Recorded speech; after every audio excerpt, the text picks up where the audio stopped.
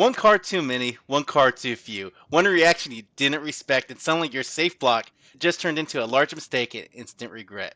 They always say the nicest guys finish last, but these guys will put a dagger in your eye and spit on your corpse before the body grows cold.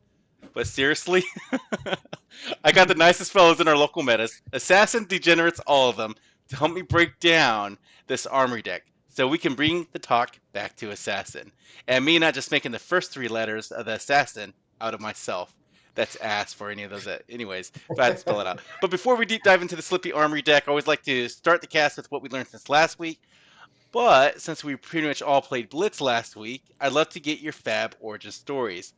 So pretty much, how did you guys start in Flesh and Blood, and what's your origin story? We could go with Jeff first, Donnie second, and then Zack third. And if you want to give a shout out to your own channels, if you have one, feel free to do so here. All right? Cool. Yeah, sure. I'm Jeff. I started playing Flesh and Blood back in February when Hunted came out. My friend Cliff introduced me to the game, and we actually played the Blitz, the Hunted Blitz decks as our intro, and I played the Arakni deck and instantly fell in love with not only the game but the Assassin playstyle. So that's what I've been playing ever since. Heck yeah. Very cool. And before I forget, Donnie, I always like to mention this to everyone. Timestamps down below if I haven't mentioned that before. There it is. All right, Donnie, please continue. Oh, well, I am actually the last of the siblings in cardboard that you haven't had on the pod yet. I'm one of the founding members of the Siblings in Cardboard podcast. We just did like our 106th or 107th episode, something like that. I used to write for Fabric and Card Gamer doing Flesh and Blood articles. One of the last ones I did was a complete review of the Hunted's Assassin cards. But they decided they weren't doing content on that side anymore, but we're still doing the podcast. As far as Fab Origin goes, I started playing right after Dynasty released and went through a couple of different things. Started with very first CC deck was Viserai, then Bravo, then Phi, and I played Phi for a while. Then I played Katsu. But then Part the Mistveil was announced, and I discovered, oh, holy crap, new is beautiful. I'm going to be an Assassin main from now on. So I picked up Uzuri. I bought everything into Uzuri, and I have been an Assassin simp ever since. Nice. When new came out, I was all about new. Oh god, I love new. This new did nothing wrong. Bring back bonds, etc. But yeah, Assassin simp for a while now. And I do have one quick shout out regarding the things we learned since last time. I know you guys always do. Yeah. I on Tuesday night at the skirmish, I discovered that I have a deep, unrelenting hatred of Scowling Fleshbag, thanks to somebody playing it in round one very, very effectively. I'm not going to name any names, but they are on this podcast. That's all I'll say about that. Donnie, if it's any consolation to you, I will tell you, out of every opponent I hit, I always grab that one key card they did not want me to grab, because you don't need to be skillful if you're lucky. Right, and I'm extremely lucky sometimes. So you got my reaction on my Bonds of Agony. Yes, you did. Yeah, that's funny, and I'm sorry, but not really. I'm a brute, so it's what we do. Brute gaming, man. I know. Yeah. Anyways, I wasn't salty. I'm still not salty about it. It's okay. The easiest way to get around that is just don't throw any physical attacks at him. Just burn him with fire, which is what I did. Right. Yeah. All right, anyway, I'll introduce myself now. Hi, everyone. I'm Stain Havoc, ST_Havoc, spelled incorrectly. I've been playing Fab since Crew, specifically Crew Unlimited, so right before Monarch, early Monarch first, but it was a really confusing time if you ask me what set I joined in on, because it was like one set was coming out and another set was coming out, but you were getting the unlimited version. So I've been playing since the first year of Fab. End of the first year of Fab, and it's been a really, really fun journey. But lately, about 2 years ago, I decided that me being a dyslexic person, so thank you for spelling out the first three letters of Assassin, because I would have spelled it wrong. Me being a dyslexic person, I want to know more about the Fab story and the characters and the lore. So I realized at the time, not a lot of people were really going into like audio readings and audio retellings of the lore, and I knew that if I didn't do it, it was going to take a while for someone else to do it. So I just sat down one day and started recording the lore. And now on my YouTube channel, I post the audio retellings. I call them visual audio narratives for the Flesh and Blood Mothership lore pages. So that's essentially what I do in most of my spare time. I still love the card game, obviously, but I also love telling the stories. Yeah, you actually went a little deeper last time, and you brought out Hala's backstory. You had to do a little digging on that because there's not really much lore on that yet, right? No. And that was an undertaking you did, correct? I mean, let's not call it an undertaking. It was a 2-minute video. If you want to talk about it taking, go check out my gravy lore video. That thing took me at least 65 hours to put together. That thing was fun. Obviously, there's a lot I'm still learning on how to do all this video stuff. So join me over there if you want to hear some stories and see me get marginally better each video. Yeah, and I'll tell you now. So 2 comments, and we could just jump right into the Slippy Armory deck. But one would be, the reason why it probably took St. Havoc 65 hours to do the Gravy Bones video because he had to stop himself from losing his temper multiple times, take a walk, take a break, and come back. So I get that. And then that was when I was playing Gravy. Okay. Okay. I like to play the heroes before I do the story, so that way I can get to know them a little better. That's great. And then I would be amiss if I didn't do something that would let at least my co-hosts that aren't currently here because they're in Seattle right now at the calling do an eye roll. But I always like to say, "New brought the ass in Assassin." Anyways, going on to the next. No. There's the eye rolls. All right. That is the one Marvel energy that I have. That is the one Marvel energy I have is the Sacred Booty. The Sacred. I had to have it. Okay, that's great. So, Sacred Booty.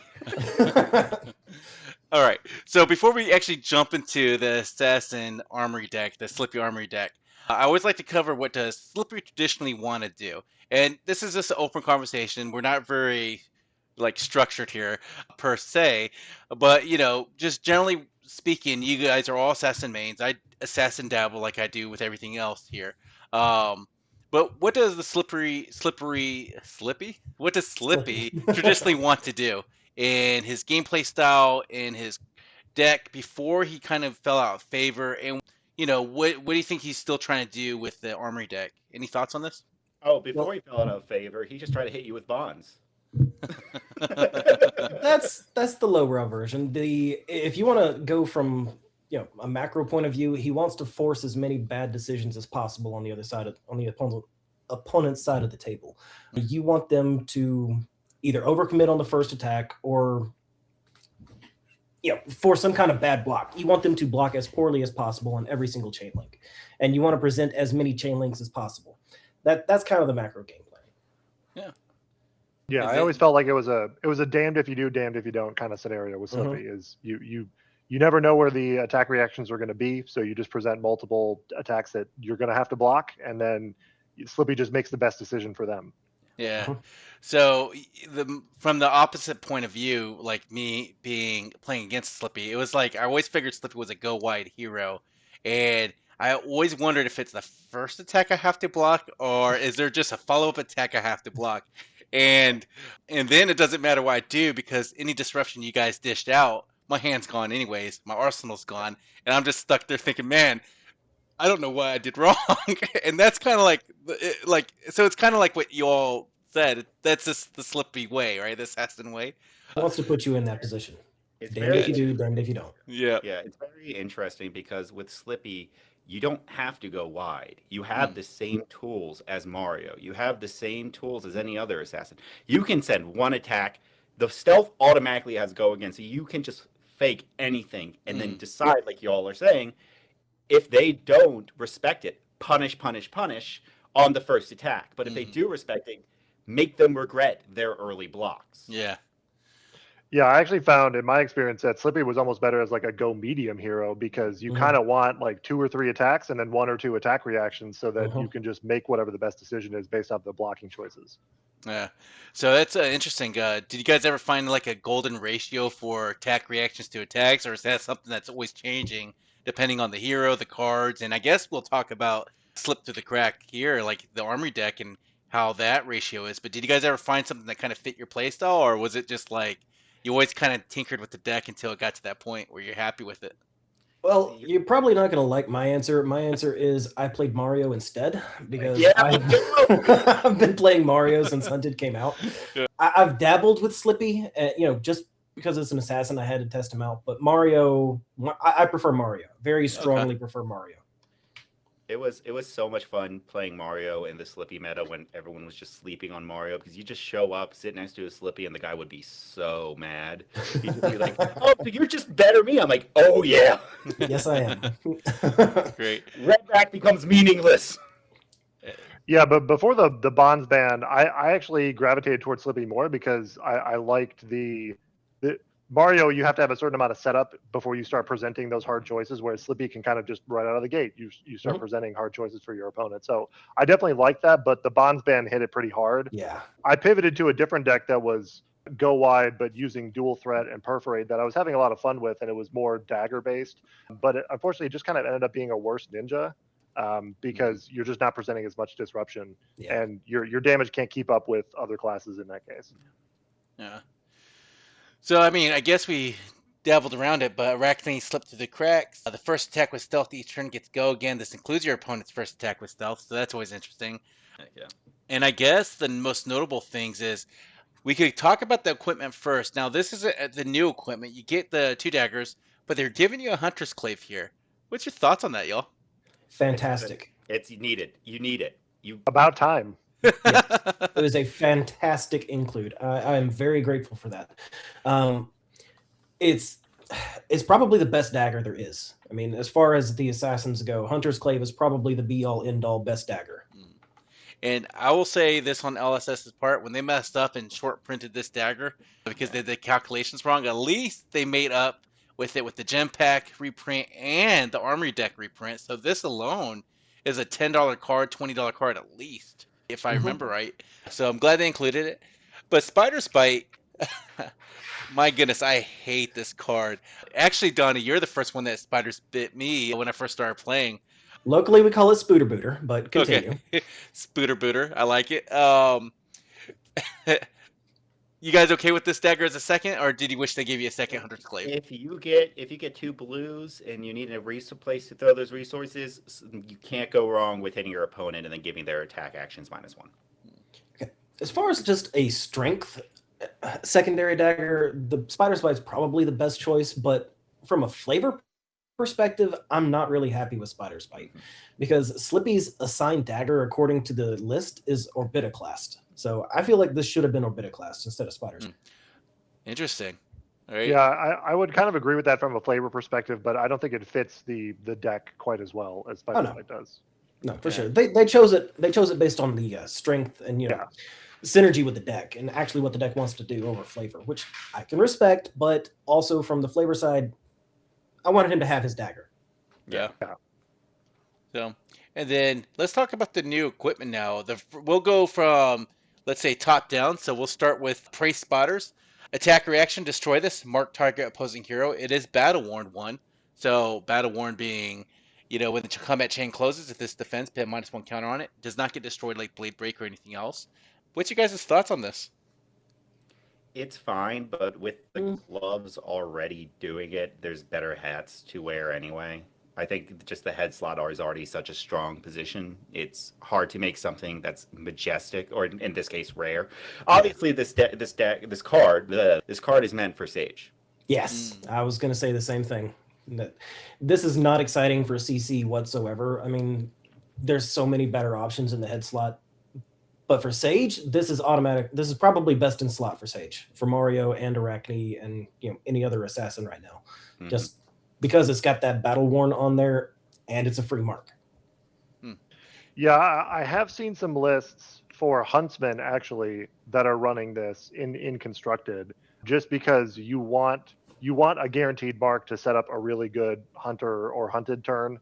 But that's about the only niche case that I've seen where this is good and constructed versus like Mask of Deceit or Mask of Perdition or even just Crown of Providence. Yeah. And I think Crown of Providence is their go-to generic headpiece if, unless you're one of the Chaos Assassins. So, okay. Let's talk Inverter's Night Cow.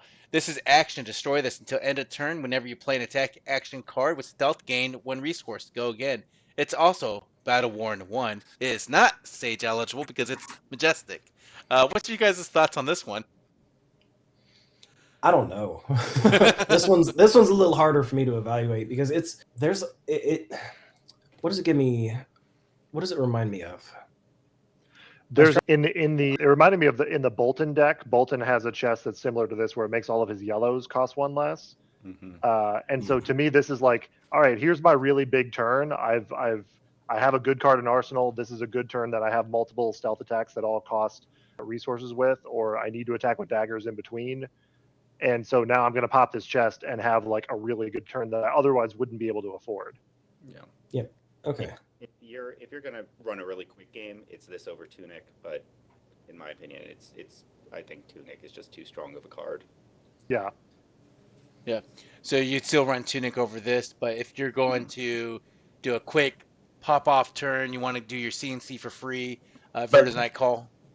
Well, you can't because assuming you find a way to give the second stealth attack go again, yes. But the other thing is, it's just like if you do it that way, you have 2 chest slots that essentially are similar, that don't give any major tech to any specific decks, and it's just taking up a sideboard slot that I'd rather use elsewhere.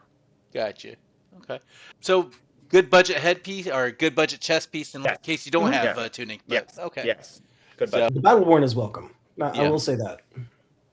Yeah, especially with Slippy starting with 38 health. Yeah, the Battle Worn does help there. Yeah. But yeah, it's like you're just waiting for a really good turn to do that, and that turn might never come. Yeah. There.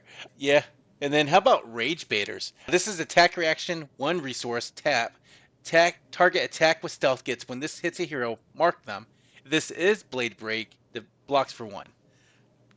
Should have been a legendary. It is so cool. This card is really good, but at first I didn't realize how good it was because I thought it destroyed itself. Yeah. When you triggered the ability, I didn't realize it was a turn over turn over turn thing. The thing is, when you're looking at arm slots for Assassin specifically, your question is, what does our Assassin want to do that Flick Knives doesn't essentially just give them? And this is really good for Slippy because, well, Slippy, this deck at least, doesn't run a lot of dagger retrievals. So it's beautiful. I love it. I love that it can turn pick to pieces into a breakpoint as well. Yes. Yeah. I mean, it turns pick to pieces into a breakpoint with an on hit, aside from damage can't be prevented. It actually, I think it makes pick to pieces worth the slot in this deck. But I guess we can get to that here in a little while. Yeah, it does work well in this deck because it also comes with the Mark of the Black Widow, Mark of the Funnel Web. So you can, if you're holding that in your hand and your opponent obviously doesn't know that, you can easily set that up with this. Yeah. Also, if your opponent is marked and this hits, it stays marked. It solves the issue of 1 mark, no way to reapply a mark, and then another attack that wants your opponent to be marked. It's beautiful. Sorry, go ahead, Jeff. Oh, I was going to say one pattern that I've seen when I've been playing Assassin is often you pitch a blue to attack with a dagger, and then you kind of have 1 resource floating around for a while. So this lets you put that resource to do something substantial if you don't have like a spike with blood rot or other reasonable attack reaction. It's a great point. And I just love to see that Assassins kind of got a arms alternative than just Flick Knives. That actually lets them do something a little different. So, because I think the default piece was Flick Knives, and it still might be a good choice for most decks. But I think Rage Baiters at least lets you ask that question, is Flick Knives the best choice? So I love how they included this, and just like you were saying, Donnie, damn, they don't have to break the damn gloves. I'm all about that life, so... I honestly think that this might be better than Flick Knives for Slippy specifically. I don't think it's going to beat it for Mario, but for Slippy, this may be best in slot gloves. I want to see people build decks with Azuri around this card. I think that would be fun. Yeah. Interestingly, I might disagree that it's better or not as good for Mario because I think Mario has the problem where you want a mark to enable Mario's base ability to get that breakpoint and the on-hit go again. And this lets you do it multiple times in a turn without having to invest heavily into attacking with multiple daggers. Yeah. Or even throwing your dagger and being 1 down. So my initial thought was, what if you build a Mario deck that is a Calypso focus that just no Flick Knives and just starts with an empty dagger slot? Just starts with one. But then I was thinking, okay, you're gonna miss the Kiss of Death combo. You just can't do that anymore. That is fair. Yeah, you definitely miss out on that. And plus with horrors, which we'll get to pretty soon, like you kind of want Flick Knives if you're gonna be using horrors into Kiss of Death. So yeah, it's certainly a choice. Yeah. But it could be fun to try to build a deck around that, I think. Yeah.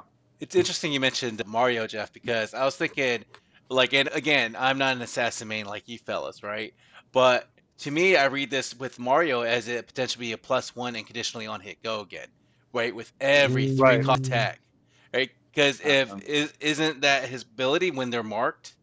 When they are marked. when they're marked, but this marks on hit, so this would be after the check to see if the Yeah, current it doesn't quite Oh. work that way. It doesn't give the current attack go again, so it won't. But it helps keep the mark up so that your next attack will also get that Gotcha. +1 again. Okay. Well, and that's why I have you guys on here. That's great. All right, let's talk about Stalker Steps. Attack reaction, destroy this. Target attack with stealth gets go again. Arcane Barrier 1. This is a rare. It does not block for 0. I'm sorry, it does block. It just blocks for 0. So you can't throw it on the chain if you want. Thoughts? Sage. I think there's a spot for it in CC. I want to try taking out my web widow crawlers. I think they are the feats, and putting this in instead. I think it allows me to be a little more aggressive into wizard matchups specifically.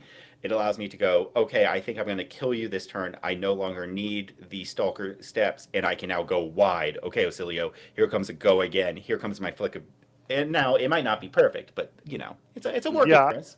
I would definitely agree with that. To me, this is almost like a strict upgrade over Widow Web Crawlers because, at least in our meta locally, there's not too many wizards running around. And so the number of times that I've had to use all of the spell void on all of the Widow Web equipment to survive a game has been pretty low. So to me, missing out on the spell void is fine.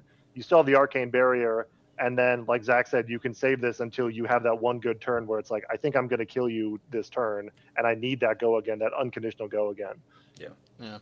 So, and I know they traditionally run boots that you could break to give your attacks go again on hit. Black Tech Whispers, maybe? Black Tech Whispers, Snapdragon Scalers, That's or the it. one from Hunted that say whenever you do a reaction, it gets Starting point. Starting point. Thank you. I Yeah. have the Japanese version, so I don't. Well, that's where Ning will come in. Because it's cold foil. Oh, there you go. All right. So that's the new equipment. Overall thoughts on the equipment? You guys pretty happy with it as far as Armory Deck goes? It's beautiful. It's the coolest equipment I think we've seen since ever. I mean, it's cooler than Jarl's, and Jarl had some really cool equipment. I feel like each one has a place. That's the cool thing I think too. They all, except for maybe the chest, they all have a unique place. Well, the chest is for those people that don't have tunics, right? Yeah, that's their place. But Jeff? Yeah, I would say I'm pretty satisfied with it overall, and the art on all of the pieces is really fantastic. good. Oh my Yeah, God. I didn't even realize that, but you're absolutely right. You know, I do love the whole fiery, Oni mask type thing going on here. The Aether of Chaos is what I'm going to dub that here. Is Draconic Aether is red and fiery. Lightning Aether is electricity. Shadow is dark. This is Chaos Aether. It's the blue, red. Yeah, tinge. okay. Okay. I'm about it. Yeah, I like Yeah. that. Now let's talk about my high school nickname first. It's like that song. No, I'm just joking. Is this what your I- wife still calls you? Oh yeah, most definitely. It's like creep. Get your hands off me. Anyways, we'll cover the new cards first, and then we'll cover about honorable mentions. But creep is a 0-cost red attack. It's a 3 power, 3 defense, stealth. When this attacks, the next attack action card with stealth you play this combat chain gets go again. General thoughts on this, fellas? I like it for Slippy. Yeah, it's fine for Slippy. Just the fact that it gives a natural go again, it gives your next one natural go again. If you get 3 stealth cards, if you're going stealth heavy, you get 3 in your hand or 1 in arsenal. You're very happy with this card.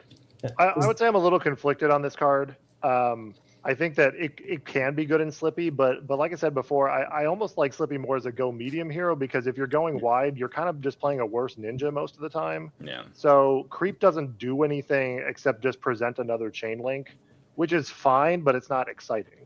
Hmm. And if you're playing this first just to give another stealth attack go again, you could have just led with the second stealth attack and give it the natural go again from Slippy's ability. So what is creep actually doing here? There's a lot of times where I would just prefer to have like a Razor's Edge, for example, to get something that actually has a relevant on hit over the top. Gotcha. Good point. Could you take up the mantle, creep, still give the next one go again, and change what creep is? Yeah, because when this attacks, the Yeah. the effect has already happened. So yeah, by the time you get to the reaction step, the next thing does have to go. That's if you have a take up, but then you need. Here's the thing: you have to have the take up the mantle in your arsenal for that to be effective. Because Yeah, and they already have to be marked before creep.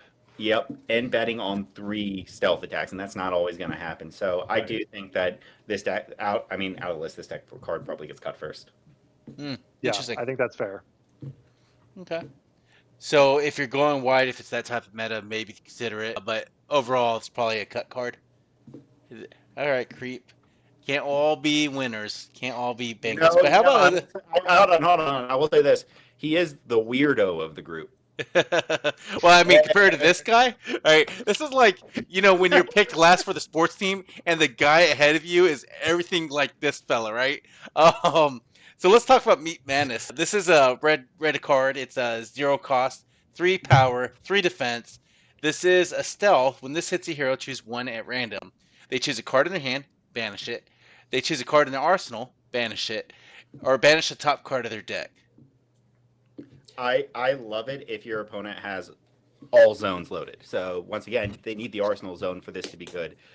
But it's also just too variable. It Strongly agree. I wanted to like this card, but the more I think about it, the more the variance bothers me.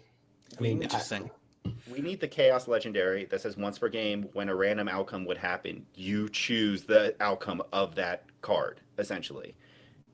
That can work for die rolls, that can work for these decisions. That would be pretty cool. that needs to exist.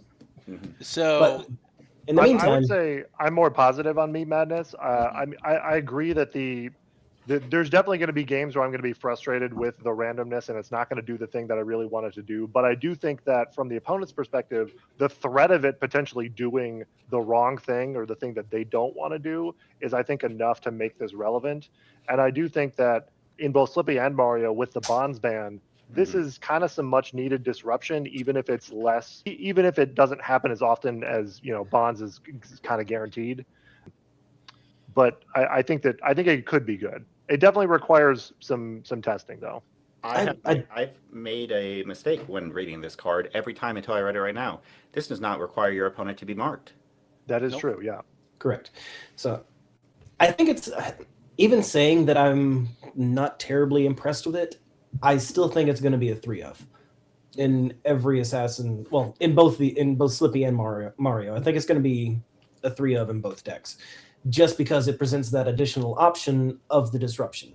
I mean, if they don't have an arsenal, you got a 33% chance that it actually does something, and a 66% chance that it does absolutely nothing, unless you're actively trying to fatigue them. But in that case, it's a weird game state anyway. Yeah. But even that percentage chance, like you said, is probably good enough to keep a spot in the deck. yeah. I mean, I know for the threat, if I have a perfect hand and then a 33% chance and it's just a 3 block, either way, you're getting a card from my hand, right? So That's true. it's like I'm We going play to try pain in the to backside for the same reason. right. Mm-hmm. So I can see the benefits of this. I agree. Maybe the variance doesn't bother me as much because I have a feeling that the people that you want to disrupt are going to really hate this card because we're going to load the arsenal. They're going to have the cards in your hand, and they're not going to want that 33% chance of either of those two things happening, or 66% chance for both those things. But in an assassin matchup, if you are playing smart, 9 times out of 10, the card you're going to want to be in your arsenal is going to be a D-react. Or no arsenal at all. Yes, yeah, just you're playing around that. So I'm assuming that someone sits down from like the Slippy or something, and they just go, Okay, I don't get an arsenal this game. Yeah, that's fine. That's fair, yeah. I mean, that happens to me all the time. Just because there are so many arsenal disruption cards in Assassin between Leave No Witnesses and Command and Conquer, and the It's why Redback's the Funnel Web, worst one to turn into. It's why Redback is just because you turn into it on your opponent's turn, and you just sit there. You go, I know you're just going to try and empty your entire hand. There's nothing else you can really do. Yeah, well, one last thing I'll say about Meat Madness is I bought some 3-sided dice specifically for Meat Madness. Just because I'm excited to roll them. And I want to say Funnel Web, not Redback. I know my Arakni heroes. I just made a mistake. It's been a long week. All right. I'll let you have it.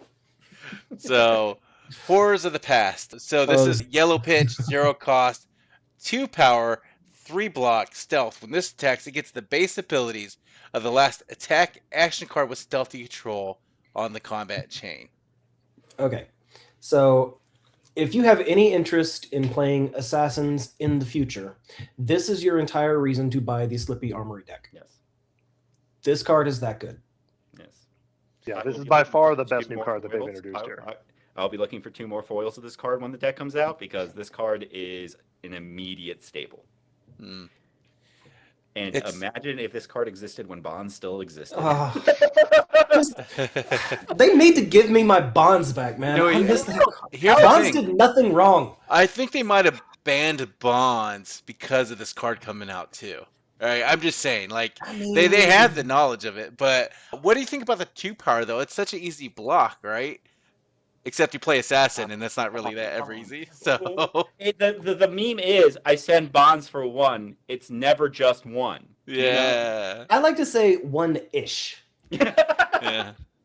Yeah, I don't think the 2 power matters here because you're basically just going to copy whatever your best disruption is. And so you're going to get a card out of your opponent's hand anyway. Mm-hmm. And even with 1 power, or even if it was 1 power, then you could still go over the top with attack reactions. I would have won this card if it had said 0 power.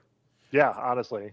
For sure. You know, if it went in 1 power, then this card would be busted because of the Justin Nick. Justin Nick. Oh, I mean, sure. That's probably why they didn't do that. right? That would have been so good. Yeah. Give All me, right. give me a new. So- Give me a reason to play Justin Nick again. Come on. Yes. Based off what I'm hearing from you guys, Horrors of the Past kind of raises the ceiling on the assassin playstyle because of this specific card. Like the interactions that players could have with their deck and is a little bit higher now, a lot more customizable. Yes, that, but also this is just extra copies of every good disruption piece in your deck. Yeah, I mean, not only that, but also, like Kiss of Death, that on hit is pretty relevant. So yeah, I mean, this is good in Slippy, and it's also good in Mario, just because Mario can now do a Slippy-esque turn where you present one bad choice, and then you follow it up with horrors, and you have the same bad choice again, and so you can just use the attack reactions on whatever the more optimal link is. Yeah. And then I guess we could cover a little bit of that later because I'm hearing a lot of this is good for Mario, which is Marionette for those newer players. But you could pretty much switch out Arakni Slip Through the Crack for Marionette and then still have a different kind of play style with this deck. But I guess we could talk about that a little bit more later, right? I don't think you could change this hero. Yeah. I don't think you could change this hero and just play Mario with this list. That, Okay. No, it would feel bad. I mean, Okay. it would technically work, but yeah, it wouldn't really do. It wouldn't be optimal for what Mario wants to do. It wouldn't. Gotcha. It wouldn't really function because there's not a lot of Yeah. natural go again in the deck. You're relying on Right. Slippy's hero power a lot. Okay, I with, got with you. the cards in Okay. the list. Let's talk about Knight's Embrace. And I got to say, I'm a big fan of the art of these cards, all of them, right? Ever since Shred, man. Whenever people are like, why is the game 16 up? I just show them the art of Shred, and they're like, okay, I get it. So let's talk Knight's Embrace. This is a blue pitch, 0 cost, assassin attack reaction, 3 block. Your attacks with stealth get +1 power this turn. It's a blue block 3 that base effect has 0 cost and gives a pretty decent bonus for the late game to go over. I think this is a really well designed card. I Yeah, mean, it's not yeah, for sure. super exciting, but yeah, it's well designed, and like in Slippy, it works well. If you have at least 3 attacks in a turn that you're going to do anyway, it's as good as an attack reaction. And I think that this is also really good in Sage. I think it's definitely going to help the power in Sage. It does not say attack action cards, so it works with Calyceras. That is true. Yeah. I mean, I love it. I think it's a good card. I didn't even think it was a rare because for some reason I just thought it was like majestic. Right? Oh, it's a blue block 3, it's 0 cost. Like am I the only one that likes lunging press? I must be the only one that likes lunging press. Or what's I mean, the I've other? played Lunging Press before, but that was I mean, a couple of years ago. it's so funny that you say that because Knives Out exists. Yeah, but like, it's a majestic, and this is just better. yeah, and yeah. So I mean, I like what this is. It's a blue block 3 that increases your stealth attacks by 1 power. All right, so that's the newer cards in this deck. Now, in the Armory deck specifically, is there any other cards you guys kind of want to give a shout out to? The Assassin staples, things you're happy with, you know? The reprints. Yeah. Definitely want to talk about the reprints. They did a great job with the commons and rare reprints, but that's not what I want to talk about. I want to talk about those majestic reprints, man. They were like, what majestic cards can we put in this deck that just would make this work better? And normally, like, I feel like this has to be one of the highest level of majestics we're seeing in an Armory deck. I don't know. I haven't checked. At least. I think Pleiades did it better, but yeah. Okay. Well, yeah, but I feel like Pleiades and Gravy Bones, you know, they did those so that way they could be functional. But now, to be fair though, if Bonds was still legal and we got these same reprints, the prices would be absolutely astronomical. yes. But without Bonds, they're just really solid reprints. Specifically, we're looking at Infiltrate, the Undercover Acquisition, Take Up the Mantle specifically, and even Yellow Shred. That was like a $4 or $5 card at one point. What's it really? So we could talk about, you get one Infiltrate in this Armory deck. Is this something you keep one of, or do you go to 2 or 3 copies? It's a fun deck. It's a fun card. It's not always a good card, but it's a fun card. I would want to have 3 copies in Slippy. Yeah. Okay. Yeah, Minimum generally you run 3 copies. I found myself sideboarding it out more than keeping it in, but when you keep it in, it's really good. Yeah. You really have to know your opponent's deck to play it, though. Yeah, exactly. Because if you're playing it against a certain hero, you can just whiff. Okay. Mhm. So you still have to pay for the cost, and you can still play it. But let's say if there's a condition to play that card. I'm trying to think of something. Do you still have to meet those conditions, or can you just play it off the top of the deck? Yes. Okay. You have to- Now, you'd still have to meet the conditions. Like if you happen to banish a Felling of the Crown, you'd still have to decompose, but you aren't able to decompose. Okay. But if you banish a Sink Below, Shelter from the Storm, Fate Foreseen, or any kind of D-React or Life Gain card, this thing is just pure insane value. And then on top of Gotcha. that, it also does just banish the card from the top of their deck. You can hit something that they really don't want to lose. You could hit a Fabled, you know? Or a Blood Rush Without Fellow. you. Or what? Or a Or Blood a Rush Blood Rush Fellow. Fellow. Yeah, BRBs. All right. And then how about Undercover Acquisition? You guys gave this a shout out. You get one of in this copy. This was in High Seas, I believe, Yep. as a extra slot. I can't remember what they called now. Yeah, expansion slot. Thank you, Jeff. So Undercover Acquisition, 0 cost, red pitch, 3 power, 3 block, stealth. When this hits a hero, still not in the control. I mean, Definitely You get one of. Obviously, it's sideboard coded out the wazoo, but it's a good card.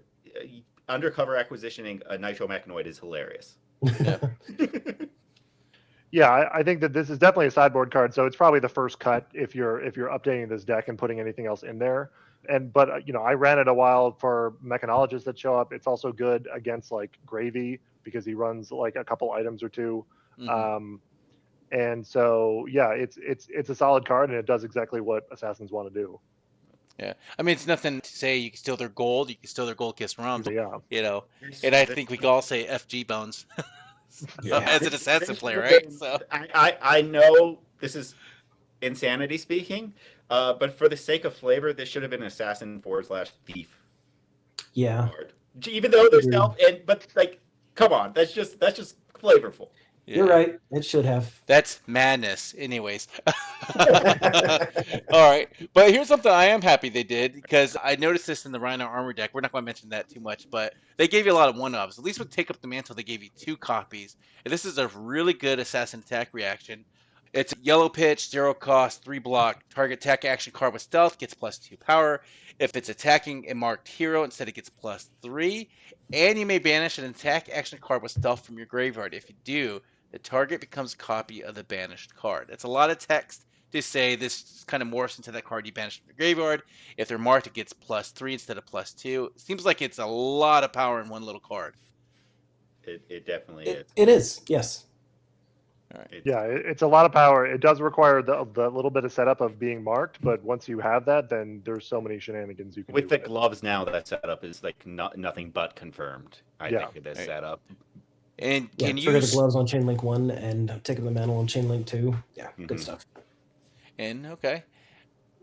Then what is the other one? You said specifically the yellow shred because this was I remember this. I had to get this from my co-host Ning because he wasn't playing his Uzuri and I didn't have any yellow shreds. I had blues and reds, but no yellows. So at least you get 3 copies of yellow shred in this deck. Oh, is there 3 copies? 3 copies. I love it. So Good. Good. Good. It needed that reprint. It's a strong 0 cost reaction that literally just goes, hey, it's the second half of Tarantula Toxin. You can't be mad at the second half of Tarantula Toxin.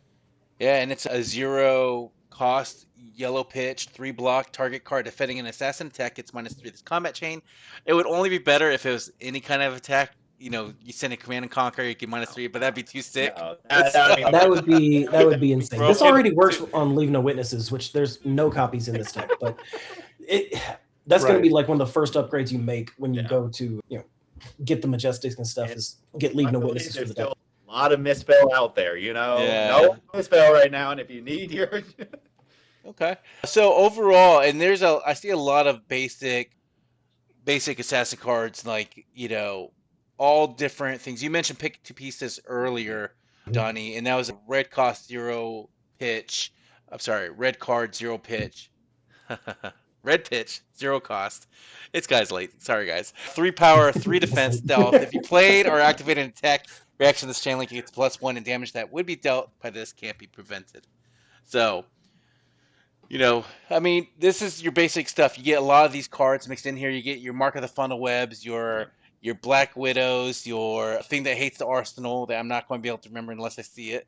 Funnel Web. It's the one that I messed up earlier. Yeah, that is Funnel Web. Yeah. That is Funnel Web. So it seems like you got like a lot of things and a pretty good assassin base with the Stormer deck. Would you guys agree?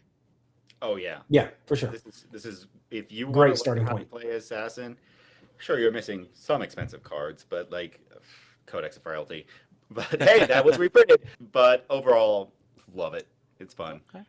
Well, Yeah, I mean, obviously we're biased because we're all assassin players, but I do think this is one of the better armory decks they've put out this year. Jeff, I 100% agree with you. Like, I've been through. I like to support LSS on all their armory decks, and again, I'm not going to let my vitriol for my last recent acquisition, but this deck seems pretty good as far as I'm picking this up. I'm looking forward to dabbling a little Slippy, but let's talk about those possible upgrades you guys mentioned. And of course, the first one was let's say budget, you want to trade bait, you got your gem packs, fodder. I would always say Codex of Frailty first, but you guys let me know. There's never been a better card printed in Flesh and Blood history. Codex of Frailty is so much fun. I will say they with Overcrowded, they have really fixed the Codex of Frailty problem. Okay. My issue with what you just said is not that Codex of Frailty is not one of the most powerful Majestics cards in Flesh and Blood history, is that you're listing it as the very first upgrade for the deck when there are no good Codex targets in that deck unless you upgrade other things. Yeah, that's fair. Codex should not be your first pickup. Your first pickup should be Leave No Witnesses, Command and Conquer, or something else that you can actually recur with that Codex of Frailty before you pick those up. Okay. You want Leave No first. Leave No is your first target. Yeah, I'd probably agree with that because there's so many times where I'll basically have my final card will be Codex and I'll just get Leave No Witnesses. And if they put something into Armory, great, because I'm just going to get rid of it with Leave No Witnesses anyway. So, So the Wombo combo is, rather get the Leave No Witness because it's still a 0 for 4 with a relevant on hit. And then after that, maybe getting to the Codex of Frailty. So now you have a great target in your Armory deck. Love it. So, and again, for those that don't know, Leave No Witness, this is the Black Widow hero, my hero? It is not. Oh, okay. It just looks like her. Confirmed that they are different people. But, yes, that is what everyone, including myself, thought initially. Okay. So, how important is the first text of contract? You're contracted to banish opponent's red cards. When you complete this contract, create a silver token. Like, is that relevant? Like, do these silver tokens actually help you? Do you break them to, draw a card? Once in a blue moon. Yeah. The cool thing about a silver token is a way to filter out a blue card from your hand, essentially. Yes. Okay. That's all a silver token is in Slippy. If you're playing Mario, maybe running Black Tech Whisperers and getting, but like you're not. That's not what Black Tech Whisperers are. It's for a block 1 value into a go again. But like it's fine, but it's so rare. The only really important thing is the second line. Okay, Well- when this hits a hero, banish the top card of the deck and up to 1 card in their arsenal. The contract is not worth 0 to some opponents because if you are running black tech, they do factor that in when they're considering the blocks. But it's 99.9% of the time they're worried about losing a card out of their arsenal, and maybe they're slightly worried about a card off the top of their deck. But Yeah, this is just a I would breakdown say arsenal disruption. the number of times that the silver has been relevant, even before I was running Black Tech Whisperers regularly, was like maybe 1 in 20 games, like less than that maybe. I do want to point out one thing though, which is that if you happen to play this before Meat Madness, it does potentially make the final clause of Meat Madness, the banish off the top of the deck, somewhat more relevant because you could get another silver off of it since this contract will still be active. You have to give it go again, and if you Well, that's fair, yeah. if you're running the new boots, this will not be a way to card that can get go again from that. Yeah, because- that's true. So that's a little more yes, but Yeah, it's harder Interesting. to give this go again than other attacks because it doesn't have stealth. Which is why it's a good codex target. I got you. So Right. it's kind of like tends your to be chain the ender. last thing that you do in the turn. yeah. Okay. And then Command and Conquer, we don't need to really go over this, but we do anyways. It's 2 cost. So great target for your Inverter's Night Cowl. Just joking. Look, just defense reactions can't be played. This chain link. When this hits your hero, destroy all cards in the arsenal. It's a 2 cost, 6 attack, power, 3 block. Everyone knows Command and Conquer. That's, by the way, I'm not sure if you guys realize this. That's me on the card holding up my swords, right? Showing you my. But anyways, I doubt that. I don't know how many copies of CNC you actually want though, Yeah. because Mario has dropped down to 1, maybe 2. Oh, interesting. Yeah. It's Like, how because- many blues is this deck actually running? Like, is CNC actually a really good include? It actually, the base armory deck will run a good 14 blues. Yeah, it runs a lot of blues. because of the daggers. All the daggers cost 2. So actually, what you're boiling it down to is if you draw 2 cards, a stealth card, and CNC, you can go Mark of the Black Widow, Hunter's Clave into the stealth card, into the Spider's Bite, into the CNC off of those 2 blues, and that's not bad. But like, CNC is just one of the strongest cards. You know, it's. I said that about like 5 cards today, but like, Well, also, I mean- Will's not wrong about the Inverter's Night Cowl because you can lead with a couple of stealth attacks, gain resources along the way, and then end with Command and Conquer. Yeah. But that's like, because Inverter's Night Cowl is destroy, you're doing that once. yeah. And I mean, maybe there is the answer to your next stealth attack. It's go again. You know. Right. Turn 1, stealth attack, go again, break Cal. Turn 2, stealth attack has go again, 2 resource points, send CNC for 6. Yeah, but it's like, would you rather just run a better chess piece and leave no witnesses? Probably, And you I know, mean, 99% of the yeah. time. The other thing is, if you dagger into a Codex of Frailty and you have Tunic up with the blue and pitch, that's the reason why you pick CNC over leave no witnesses, is in that scenario, in my opinion. Mhm. I guess my point was leave no witnesses is an absolute 3 of. CNC, you could probably get away with 1 or 2 copies if you wanted Okay. to upgrade your armory deck. Yep. All right. Yeah, I and don't what's even the- know if this is the second priority, honestly. Like, leave Yeah. no witnesses is definitely first, but this is probably somewhere in the middle. Yeah. Yeah, Okay. leave no, then Codex, maybe CNC after that. And then, Jeff, do you have a different second priority, or I have a second priority All right, that go I would ahead. prefer over Codex of Frailty. That, oh my gosh, what the heck is that card? The blue. Prog? Yes, Prognosis. Prognosis? Forgot that one. Yeah, Yeah. that's Yeah, for sure. I think. If we're talking this deck specifically, like it needs more disruption, and Persuasive Prognosis is where that disruption is. So yeah, I would say once you have those 2 things in there, then Codex becomes, much better. Yeah.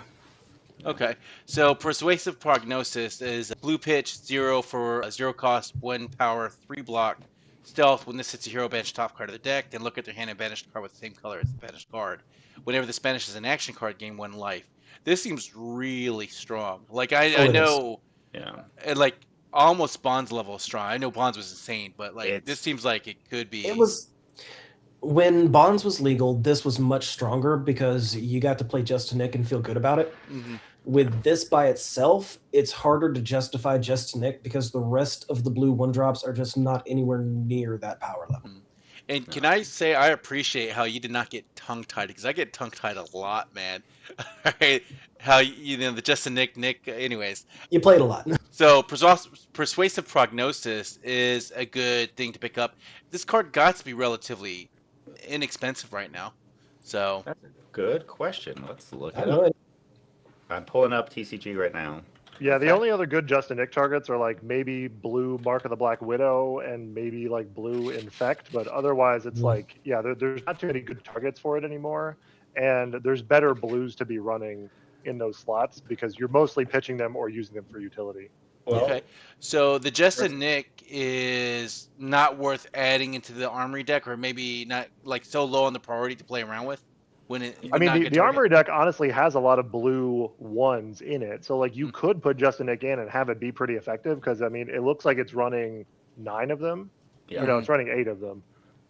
So, like, you have a decent number of targets, but I don't think that this is your top priority upgrade just because, like, those targets aren't that good anyway. You're Gotcha. better off getting the red disruption and Persuasive Prognosis in there. So Persuasive Prognosis was, as of 5 days ago, $13. Okay. Does anyone want to guess how, or a month ago, $13. Does anyone want to guess how much it is now?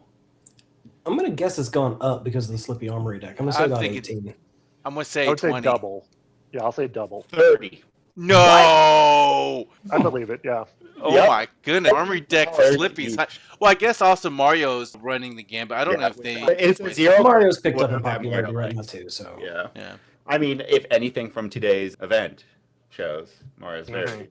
big stonks right now. yeah, recording on Saturday. So the calling in Seattle's. We just got done with day 1. Yep. And then let's talk about any other upgrades. Now, you guys mentioned Tunic a lot. I do want to bring up one if you're going fast, because sometimes it's all about speed. Ciao. Is this an option or no? No. Well, technically, it is an option. It's It's not a good option? You can I- put it on the list. For our listeners out there, I pulled up Blood Splattered Fest. Whenever a dagger you control hits, you may gain a resource, put a stain counter on this. If there are 3 or more stain counters on this, destroy it. So Tunic over this.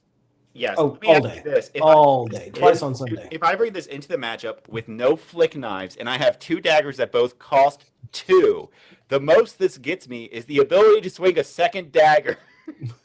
Yeah, Okay. yeah. The biggest problem is you have to do setup in order to get this resource, whereas Tunic is just an unconditional resource. So Gotcha. it's way more flexible, and you only get to do this 3 times. Now, admittedly, in a longer game, you're probably not going to use Tunic more than 3 times anyway. But being able to use it on demand without having to hit the dagger first makes it way better. Or if you're Gotcha. like me, you'll just forget to take a Tunic every turn, and you'll be like halfway through game 8, and you'll Well, be like, "Oh, great." You know what, Zach?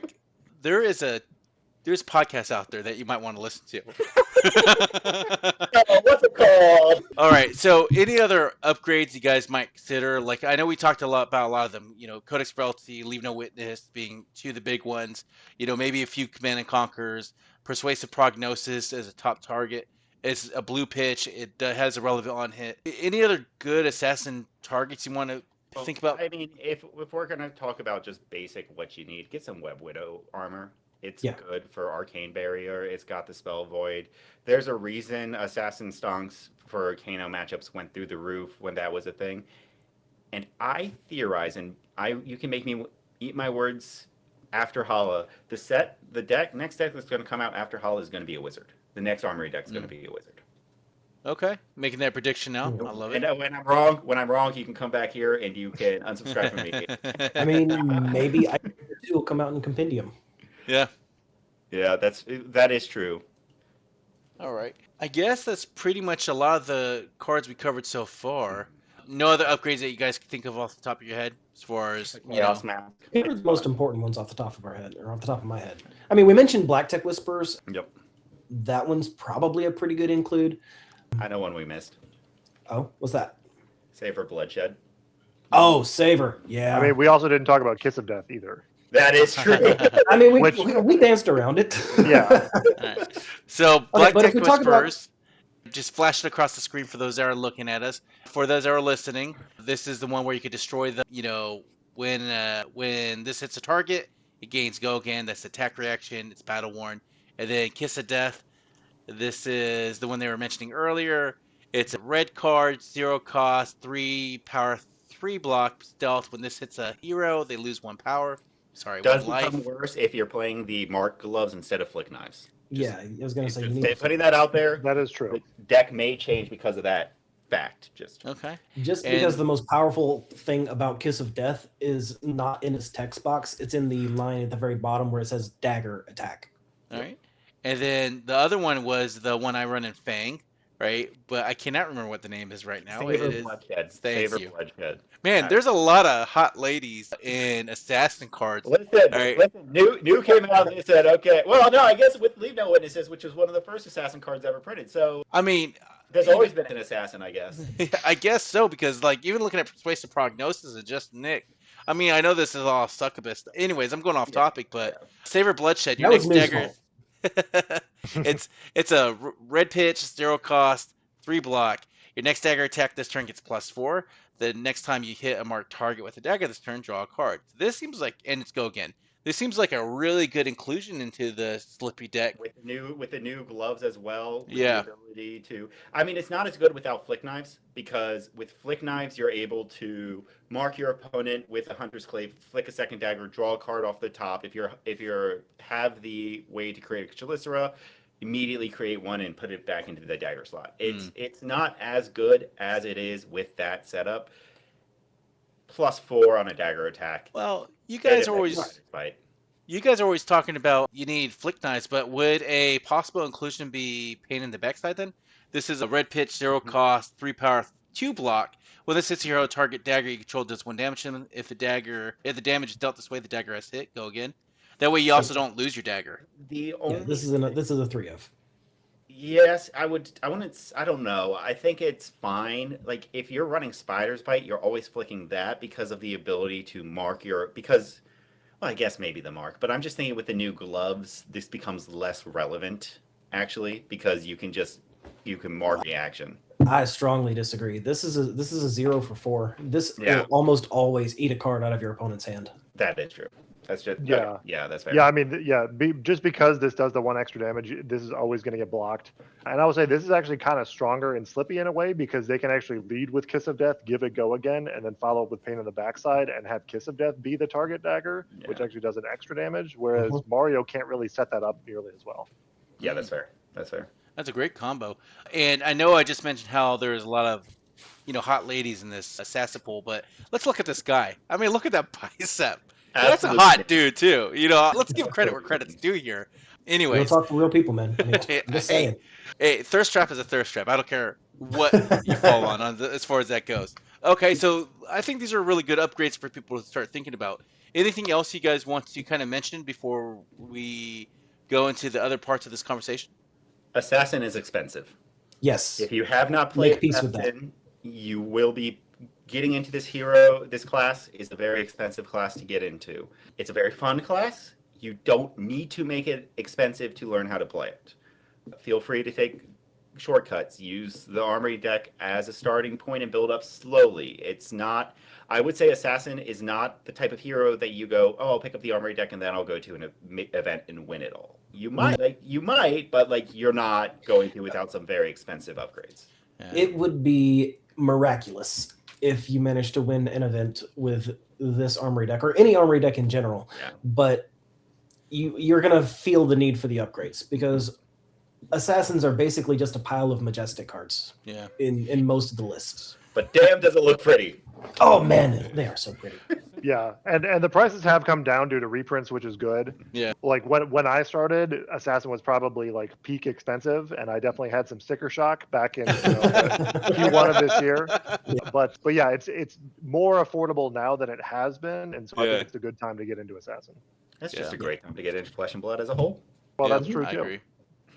Yeah, but I do remember I was so happy when I picked up my assassin cards when they were Like before Mistville, people were selling out of Assassin, weren't big hot. Then they announced Mistville, and I was like, oh, well, the price shot up, but they were low enough, so I picked them up, and I didn't ever really want to sell them since. So, okay.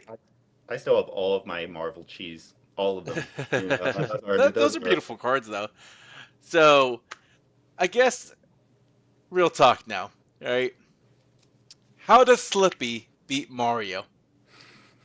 Mario's a deck that's out there. Slippy seems fun, but it's not fair. You know, the fact that his It's- hero text says both of us get my ability, and then Mario goes, I get better abilities on top of that. It's Well, It's yeah, what a I've always very hard match. Go ahead. Oh, I was gonna say what I've always found weird is that the young version, solitary confinement, doesn't have the each stealth, each attack clause. It has the just your first stealth attack. So it's like, is that the only instance of a hero that gains different abilities? they're not the same person. They're not the same person. To be fair, that's also not true because that'd be saying like Arakni isn't Arakni solitary confinement, which they are, or Arakni isn't Arakni huntsman, which they are, or art. It's Arachni's. There's a reason why in the lore and all of the work they do not have a singular identity, so they can do it with this hero where nothing makes sense because the hero itself is a conundrum. It is a puzzle to be solved. That makes sense. Well, to answer the question, why is it a bad matchup? Or how does how does Slippy it, how does, beat how does Mario? it beat Mario? Yeah. You are more set up to take advantage of your hero power than Mario is. Yeah. Like you can go a little bit wider. You can try to force those awkward blocks. I mean, Mario's going to do the same thing, but you have more opportunities to fork that bad decision. Yep. For example, Mario decks are essentially built around both stealth attacks and daggers. So if you're just sitting there with a dagger package against, and that's all you see the entire game, you're going to lose. However, you know, Calycera does help even that odd by giving you a one cost stealth attack that will always get go again. It's not great, but it's one of the solutions, you know? Yeah. Yeah, another thing that you can do is just be overly defensive and try to get Mario to transform into a suboptimal demi-hero. And then they kind of, if you can brick their turn that way, then you can gain tempo back. Now, you're relying a lot on luck there because, you know, if they happen to get Black Widow every time, then, you know, that's not very optimal for you either. But, you know, if you get one of the other transformations in a turn where they're not set up for it, they're not going to have a very good time. Imagine a Slippy Mario game with that legendary equipment that I made up earlier, and it's just like Mario goes, "Oh no, I'm transforming into Funnel Web," and Mario goes, "Okay, I'm swapping to Black Widow," and Slippy's like, "No, you're not. Put that on the deck. You're now swapping to something else." Yeah. You get to be a trapdoor this turn. Yeah. That's still. Well, how many traps are in you your get to be a graveyard? funnel web this You turn. do not. If you're playing Slippy, you do not want your opponent to be a trapdoor because you're also on the reaction package. That's a free D reaction. But Mario's only run like 1 or 2 D reacts, but don't they? Like the Most assassin, of the the time. trap Most D of- reacts. Yeah. Most of the time. No more than about 3. Like but what I'm saying is in this scenario, we're assuming it's either. I mean, yes, if it's like the second time that they've turned into trapdoor, yeah, it's bad. But if they have not turned into trapdoor, yeah, you do not want them turning into trapdoor. That is free D. That is a free 3 react D reaction that can put some type of pox on you. Yeah, Mhm. and Yeah, also that was a bad example. You're right.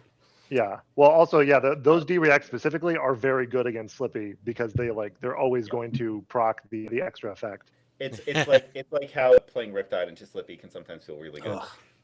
Yeah. Ugh. So there's no magical sideboard where Slippy could just beat Mario. I'm asking for selfish reasons too, because that's a tough matchup. I know it is. It's not unwinnable. consistently. Yeah. Okay. It's not unwinnable. It is hard, and you just have to rely on the fact that you are more set up to take advantage of your hero power than Mario is. That's Gotcha. really it. And I don't think there ever will be because let me do it this way. Every specialization that we've had is hero specific, not specific hero. So any card that Slippy will get, because they're both Chaos Heroes, will go straight into the Mario pool, regardless of what card's printed. It will always be that way unless they change how they've been doing the specializations. So I guess one of the advantage could be since Mario has a lot more cards that have disruptive abilities, You know, I know both assassins are prone for disruption, just like any other deck. So hopefully you disrupt them first and apply the pressure and get tempo and don't break, right? I mean, yeah, if we're talking luck, then yeah, you can always win with a good amount of luck, which I know you have, Will.